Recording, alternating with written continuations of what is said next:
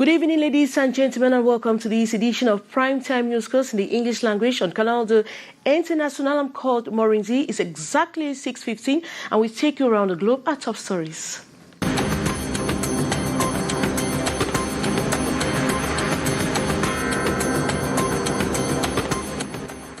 Persons have died in a landslide in the Peka 13 neighborhood in Douala. The couple was asleep when the incident occurred. Their children were saved.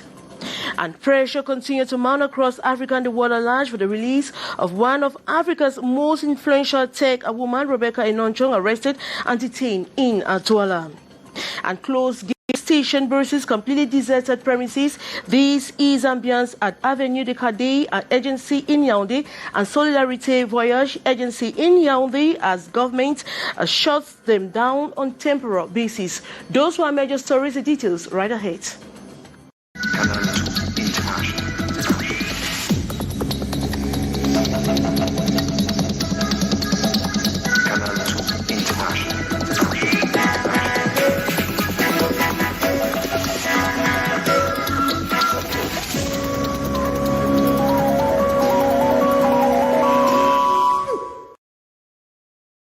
Good evening once more. Pressure continues to mount across Africa and the world at large for the release of one of Africa's most influential tech women arrested and detained in Douala. Rebecca Enonchong spent her second night at the Gendarmerie Legion and was due to appear before the State Council this Tuesday. Activists are mounting pressure for her release, saying she was arrested without a written warrant. Diplomats have taken to their Twitter accounts like the French ambassador to Cameroon and the Canadian ambassador demanding for her immediate release. Born on July 14, 1967, Rebecca Enonchong is a Cameroonian, a born technological entrepreneur and also the founder and a CEO of Appstech in promoting technology in Africa. Forbes listed her as one of the 10 female tech founders to watch in Africa during 2014.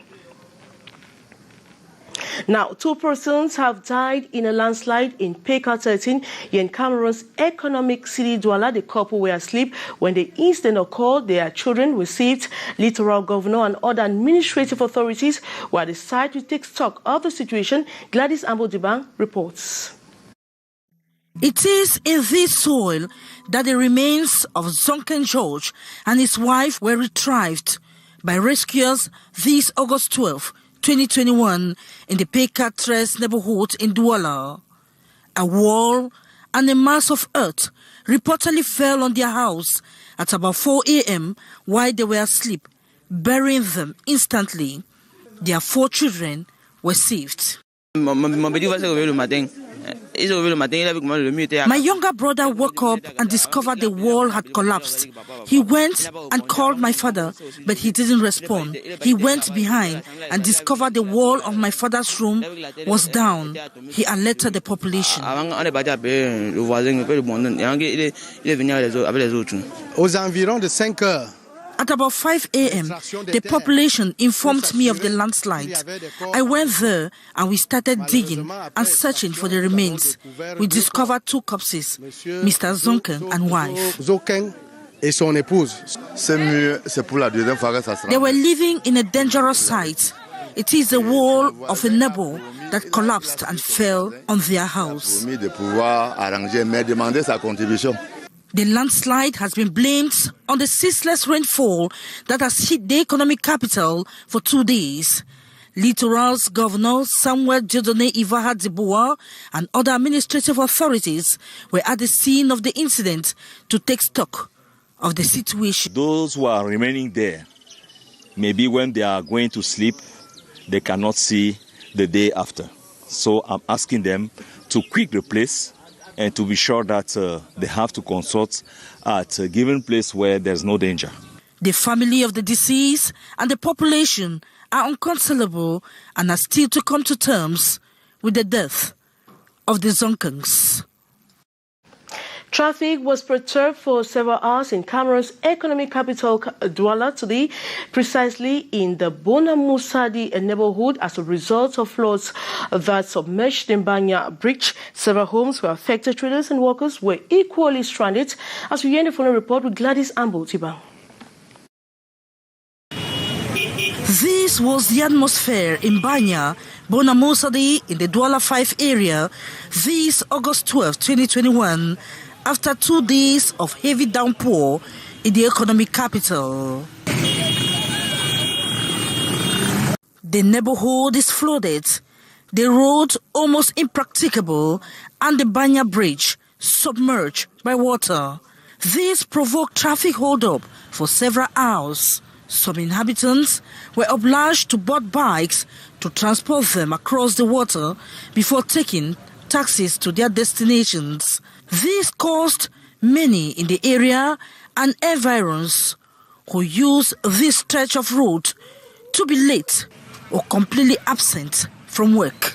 I have been living in Douala for the past 10 years, and we usually have circulation difficulties during the rainy season. I am about to go to work, but I am blocked. I will be absent because I can't cross over. We are obliged to be patient for others to go ahead before we have access. That is what is causing this traffic. It's almost 10 a.m. and we are still on our way to work.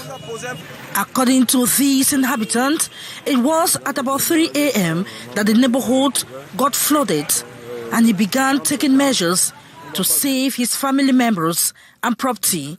The population has called on authorities to take action to prevent these recurrent floods in the area, as there are fears that the situation might worsen if the rain continues to hit the economic capital. Gladys Ambo-Tiba reporting there. Now, popular musician Thierry Mengumu Aya Aka Tenor appeared at the court of first instance today to answer charges of involuntary homicide and driving while in a drunken state. The family of deceased Erica Mulium, the 22-year-old victim who died in the accident, want justice to reign. Thursday court session lasted just for several hours and was adjourned to September 6. It is a second hearing, and the family, the Mulium family, is bent on seeing Tenor pay for the death of their daughter. Tenor lawyers are seeking for a bail on grounds of his fragile health. It should be noted Tenor was transferred to the Douala Newbell prison Friday, July 30, after recovering from an incident he had last July 15 in Douala that claims the life of a young girl aboard the vehicle he was driving. Amid increased Boko Haram attacks in the far north region of Cameroon, government is taking severe measures to redynamize operations of the vigilante committee in that part of the country. The auto defense team have received logistical support to respond to new tactics of Boko Haram, as we hear in this story with Regina Leke Tandak. Over the last 6 months, Cameroon's far north region has witnessed a surge in Boko Haram attacks, leaving dozens dead, forcing hundreds to flee attacks from the jihadist group. With increased attack and new strategies employed by Boko Haram, the Cameroon government is also equipping members of the Vigilante Committee to redynamize their operations. Far North Regional Governor on August 10th donated some logistics to vigilante groups in Mokolo in the Mayo Chanaga division of the Far North region. First of all, we want to congratulate members of the vigilante group for the work they have been doing so far. But given Boko Haram has changed their attack tactics, it was incumbent on us to equip the vigilante members to adequately respond. As Cameroon struggles to contain Boko Haram insurgency, a new string of violence has hit the Far North region. Ethnic clashes between the Arabs and the Muslim has left dozens dead in recent days. On Wednesday, August 11, 2021, clashes between the two groups in Kuseri in the Logon and Shari division left 6 dead on the Arabic side and 3 dead on the Muslim clan. Even though calm is said to have returned this Thursday, the atmosphere remains tensed. Closed gates, stations, buses, completely deserted premises. This is the ambience that currently reigns at Avenue de Cadet Agency in Yaoundé, and Solidarité Voyage also still the nation's political capital Yaoundé after they were both shut down by a government following a ghastly motor accident that claimed the life of more than 30 persons. The suspension by government has left many jobless, as we hear in the following story with our interns in Yaoundé. Closed gates, sawtooth doors, immobile buses, idle workers, empty offices and surroundings. This is the image today at the Solidarité Voyage at the Tongolo neighborhood and Avenue de la Cadet Express at Van in Yaoundé. The two transport agencies, usually crowded with people and goods, are today empty and deserted.